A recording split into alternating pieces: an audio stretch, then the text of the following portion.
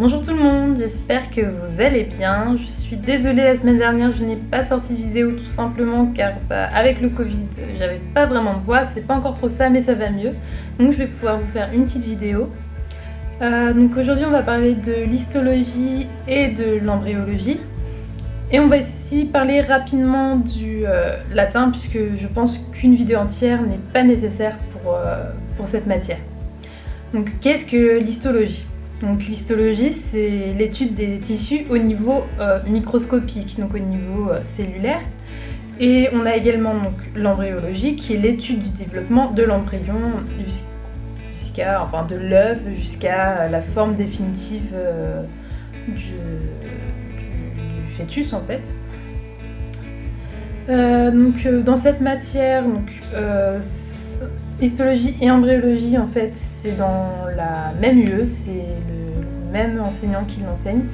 Juste l'histologie, ça va représenter, on a un semestre entier que l'histologie et un deuxième semestre où on va faire à peu près une dizaine de cours, 9-10 cours d'histologie et 3-4 cours d'embryologie.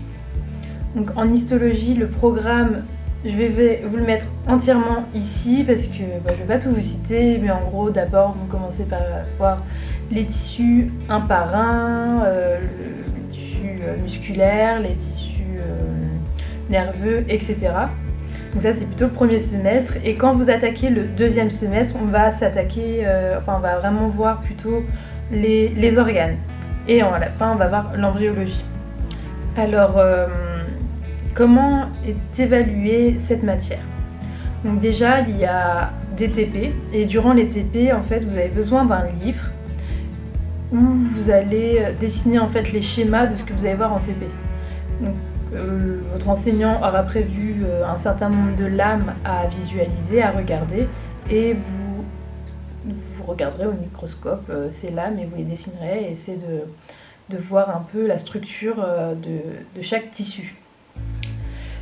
Donc ça c'est ce qui se passe pendant le TP et donc c'est un prérequis nécessaire en fait de faire ces dessins pour accéder aux examens finaux.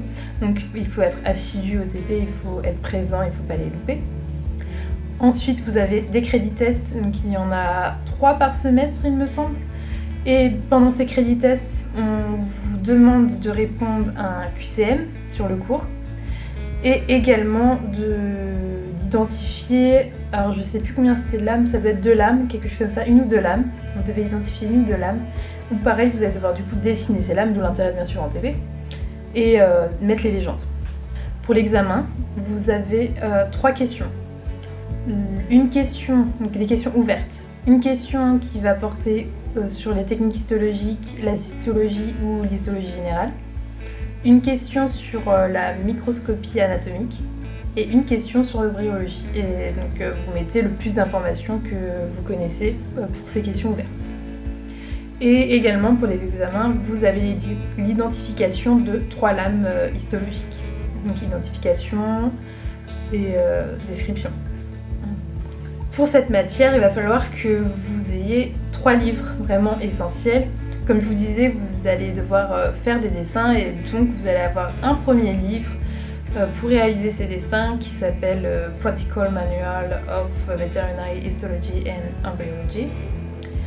Vous avez également un livre pour le premier semestre. Donc ce second livre, personnellement, il m'a pas vraiment servi pour être franche. J'ai pas trouvé ça très utile. Les diapos ont été amplement suffisants.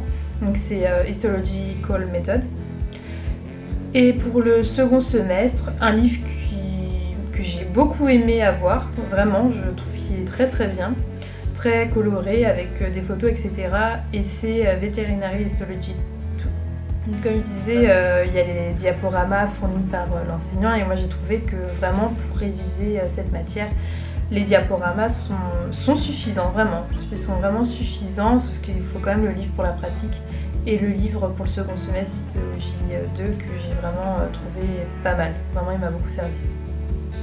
Ensuite, les enseignants mettent à notre disposition en ligne, on a un atlas d'histologie auquel on peut accéder sur Intranet.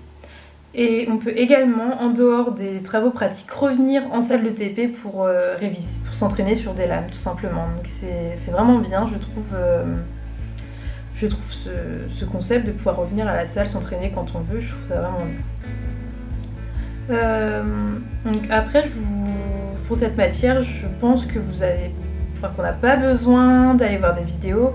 Personnellement, je m'en sers pas, je m'en suis pas servi, j'ai pas besoin de regarder de vidéo pour cette matière. Vraiment, le livre Histologie 2, il m'a servi, il a vraiment été très bien, il complète les diaporamas, il est très bien, parfait, on comprenait très bien, il n'y avait pas besoin de compléter avec des vidéos, donc je vous en recommande pas spécialement pour aujourd'hui.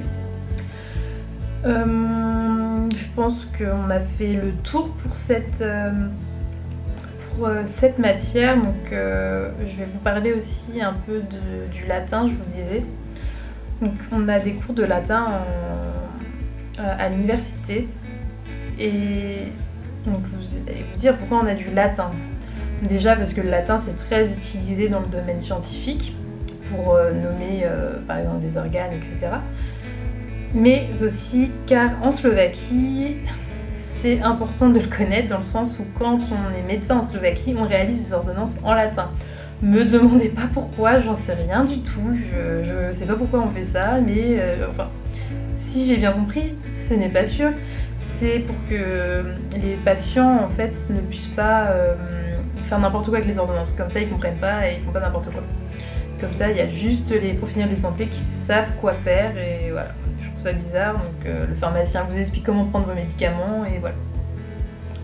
Donc oui, en Slovaquie, on a besoin d'avoir des bases en latin quand on travaille dans le domaine médical pour faire des ordonnances. Mais ça sert aussi en anatomie puisque nous, personnellement, on apprend l'anatomie en latin et on le voit aussi en radiologie. Pour l'évaluation de radiologie, on nous demande également de donner les noms des parties des os en latin. Donc voilà.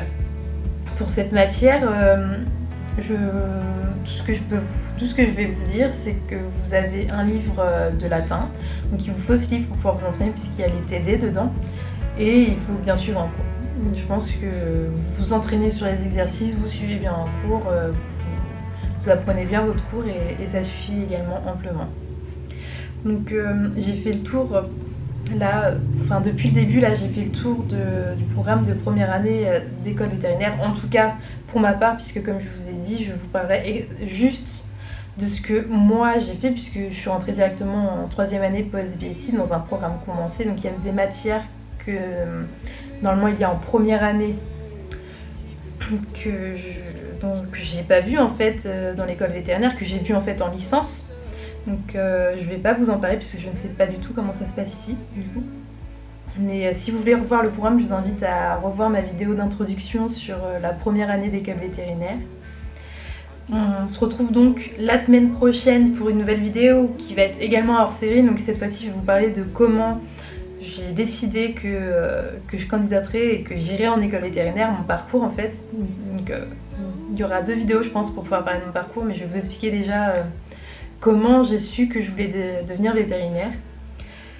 Et donc ça sera le prochain hors série. Et après on partira sur la 2e année d'école vétérinaire en ce qui concerne les matières. J'espère que la vidéo vous a plu, n'hésitez pas à vous liker cette vidéo, à vous abonner et on se retrouve la semaine prochaine.